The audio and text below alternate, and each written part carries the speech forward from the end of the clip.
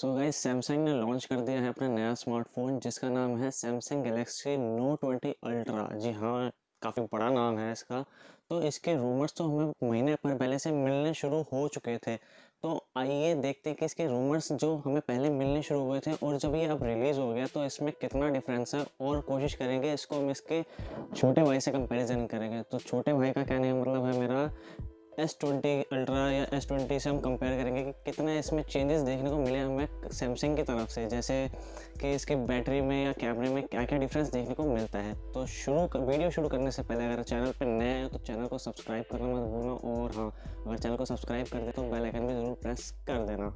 अगर बात करें S20 के सरफेस के या फिर बैक के बारे में, डिज़ाइन के बारे में, तो हम जैसे देख सकते हैं उसमें हमें पीछे ग्लास फिनिश देखने को मिली थी, और उसमें कलर तो वैसे डल ही था, पर उसकी जो ग्लास फिनिश थी तो उसकी वजह से जो हमारे फिंगरप्रिंट्स थे उसके निशान उस पर आ जाते थे।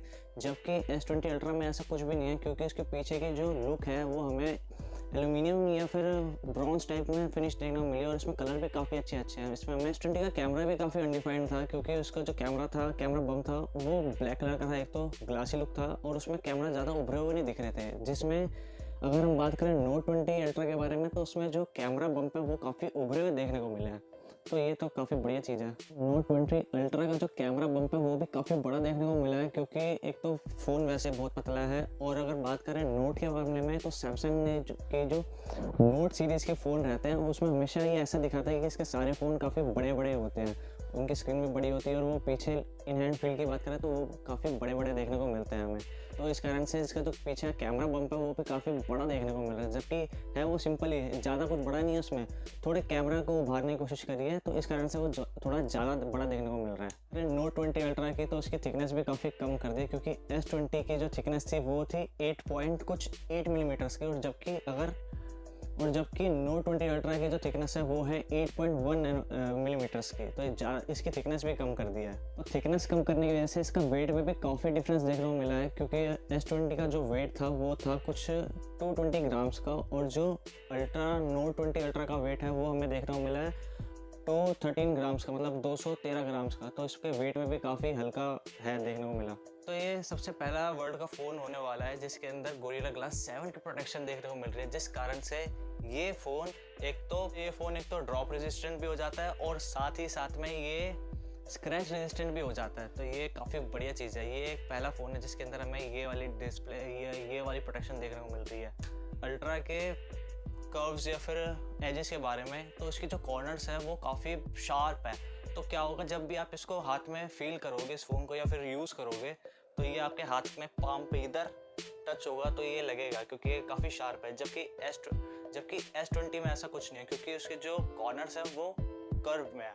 डिस्प्ले की क्या ही बात करें इन दोनों फ़ोन्स के मामले में, क्योंकि इन दोनों भाइयों फ़ोनों में सेम हमें डिस्प्ले देखने को मिल रही है, क्योंकि इसकी जो डिस्प्ले साइज़ है वो 6.9 इंचज़ है, क्वाड HD प्लस है, सुपर एमोलेड है, और 120 हर्ट्ज़ का रिफ्रेश रेट भी हमें देखने को मिल जाता है दोनों ही फ़ोनों में। दोस्तों, ब्राइटनेस में हमें बहुत बड़ा डिफरेंस देखने को मिला है इसकी डिस्प्ले में, क्योंकि जो नोट 20 अल्ट्रा की ब्राइटनेस है वो है 1500 निट्स की, और जो S20 की ब्राइटनेस है वो है 1200 निट्स की। तो इसमें 300 निट्स का फ़र्क देखने को मिल रहा है, जो कि काफ़ी बढ़िया है, क्योंकि इसकी जो डिस्प्ले पैनल होगा वो अब तक का सबसे ब्राइटेस्ट होगा सैमसंग के हिसाब से, और सैमसंग का पहला ऐसा फ़ोन होगा जिसकी सबसे ज़्यादा इतनी ब्राइटनेस है। मतलब कि तो S20 के कैमरे में हमें 8K की वीडियो रिकॉर्डिंग देखने को मिली थी, और 108 मेगापिक्सल का मेन कैमरा देखने को मिला था हमें इसमें, और 100x स्पेस जूम भी हमें मिला था इसके कैमरे में, और साथ ही में 12 मेगापिक्सल का अल्ट्रा वाइड कैमरा भी देखने को मिला था, डेप्थ सेंसिंग कैमरा भी देखने को मिला था। और जहाँ तक बात है फ्रंट फेसिंग कैमरा की, तो S20 में हमें 40 मेगापिक्सल का फ्रंट फेसिंग कैमरा देखने को मिला था। तो ये नहीं समझ में आ रहा यार, ऐसे कौन से लोग हैं जो इतनी तगड़ी सेल्फी खींचते हैं, और जबकि कैमरे के लिए ज़्यादातर लोग ये यूज़ करते हैं दूसरी ऐप्स, ब्यूटी प्लस या फिर B612 या और दूसरी हो गई, अब तो खैर बैन हो चुकी है चाइनीज़ ऐप से, क्योंकि ये जब हम इसे 8K वीडियो रिकॉर्ड करते थे S20 में तो वो स्टेबल नहीं होती थी। इतना महंगा फ़ोन है, और उसमें फिर हमें 8K पे भी स्टेबल वीडियोस नहीं देखने को मिलती थी। और साथ ही में जहाँ तक बात है 100x जूम की, तो जब हम इस फ़ोन से 100x जूम करते थे तो उसमें हमें ग्रीन इफेक्ट देखने को मिलता था, तो हमें क्लियर फोटोज़ नहीं आती थी उसमें, या एक क्लियर वीडियो नहीं आती थी। उभार दिया कंपनी ने, क्योंकि इसके अंदर जो डायनेमिक रेंज है वो भी काफ़ी उभार दी है और काफ़ी बढ़िया कर दिया है। ऑटो फोकस की, तो इसमें ऑटो फोकस भी काफ़ी बढ़िया देखने को मिलता है, क्योंकि हमें इसमें सेपरेट ऑटो फोकस का फीचर या फिर कह सकते हैं पीछे एक सेंसर देखने को मिलता है, जिससे अगर हम वीडियो रिकॉर्ड कर रहे हैं तो ऑटो फोकस भी काफ़ी बढ़िया आता है। अगर हम एकदम से कोई ऑब्जेक्ट प्लेस करते हैं इसके आगे तो ऑटो फोकस भी काफ़ी अच्छा खासा कैप्चर कर लेता है। ये जाए तो नोट 20 अल्ट्रा में काफ़ी सुधार करा गया है S20 से। एक तो इसको इन दोनों के फ़ोन के बीच में 6 महीने का फ़र्क है, तो काफ़ी टाइम मिल गया कंपनी को इनको सुधार करने में। तो बात करी जाए तो नोट 20 अल्ट्रा का कैमरा हमें S20 के कैमरे से ज़्यादा बढ़िया देखने को मिलता है, तो कैमरे के मामले में तो नोट 20 ही बढ़िया है। तो नोट में हमें जो रैम देखने को मिली है वो है 12 GB की, और जबकि अगर S20 की बात करें तो उसकी रैम थी 16 GB की, तो रैम इसमें हमें कम देखने को मिली है। पर इसमें कहा जा रहा है जो रैम प्रोसेसिंग यूज़ करी है वो है UFC 3.1 की, और जबकि अगर S20 की बात करें तो उसमें थी UFC 3.0 की।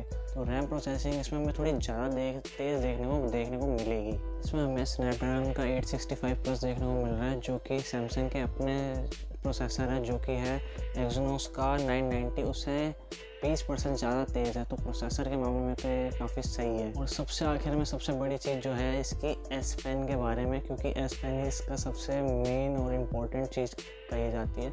इसमें वैसे तो काफ़ी अलग अलग फीचर्स देखने को मिलते हैं जो कि यूज़ में भी होते हैं, यूज़ में नहीं भी होते हैं। तो सबसे पहले अगर बात करें इसकी लेटेंसी रेट की, तो इसमें लेटेंसी रेट हमें 42 मिली सेकेंड से घटा के कर दिया 9 मिली सेकेंड की, जो कि बहुत बढ़िया चीज़ है। अगर आपको ये नहीं पता है लेटेंसी रेट क्या होता है, तो जितनी स्पीड से आप जो S Pen को इसकी स्क्रीन पे रखेंगे और उसको चलाएंगे, उससे कुछ लिखेंगे या कुछ ड्रॉ करेंगे, तो फ़ोन को उतना टाइम लगता है समझने में कि उसकी जो सरफेस पे है वो पेन रखा है और उससे कुछ बनाया जा रहा है। तो उसको जो पहले टाइम लगता था वो था 42 मिली सेकेंड्स का, पर उसको घटा के कर दिया 9 मिली सेकेंड्स का। तो ये काफ़ी बढ़िया चीज़ है, क्योंकि जो नोट लवर्स हैं उनके लिए काफ़ी बढ़िया है। ये थी आज की वीडियो नोट 20 अल्ट्रा के बारे में। आप अपना ओपिनियन ज़रूर देना कमेंट सेक्शन में जाके कि आपको कैसा लगा ये फ़ोन, और अगर ये आएगा मार्केट में तो आप इसको खरीदोगे या नहीं खरीदोगे। तो गाइस अगर वीडियो अच्छी लगे तो वीडियो को लाइक कर देना, और हाँ चैनल को सब्सक्राइब करना मत भूलना, और कमेंट करके अपनी वीडियो कैसी लगी। तब तक के लिए मिलता है आपसे नई और एक अगली वीडियो में। तब तक के लिए बाय।